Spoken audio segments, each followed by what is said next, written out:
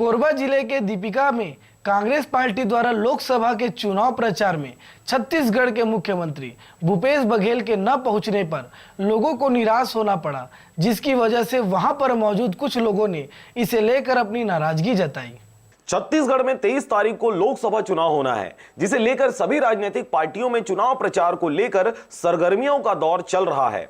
जहां कल भारतीय जनता पार्टी के प्रचार में देश के प्रधानमंत्री नरेंद्र मोदी ने आम सभा ली, वहीं आज कोरबा जिले के दीपिका में छत्तीसगढ़ के मुख्यमंत्री भूपेश बघेल को आना था, लेकिन उनके हेलीकॉप्टर में खराबी आ जाने के कारण सरगुजा में सभा लेने के बाद वे नहीं पहुंच सके, जिसे लेकर यहां आए कांग्रेसी कार्यकर्ताओं एवं सभा में उपस्थित ग्रामीणों को निराश होना पड़ा।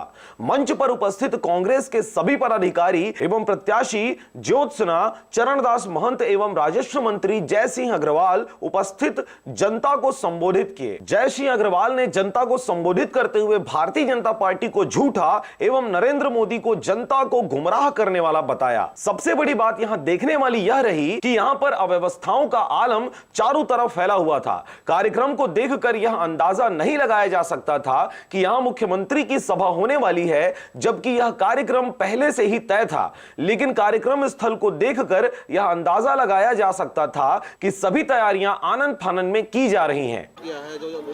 देखिए मोदी जी ओछी राजनीति करके सिर्फ वोट बटोरने का काम करते हैं। 5 साल पहले भी वो आए थे विधानसभा चुनाव में। उस समय जब मैं प्रत्याशी था, ना उस पोलिंग से जिता पाए कांग्रेस यहाँ भाजपा को, और ना ही उस वार्ड से जिता पाए। और उसके बाद पिछले लोकसभा चुनाव में जो उन्होंने वादे किए थे, 5 साल में कोरबा जिला वासियों के लिए एक ऐसा सिंगल कोई काम बता दे मोदी जी जो कोरबा जिला के लिए उन्होंने किया है।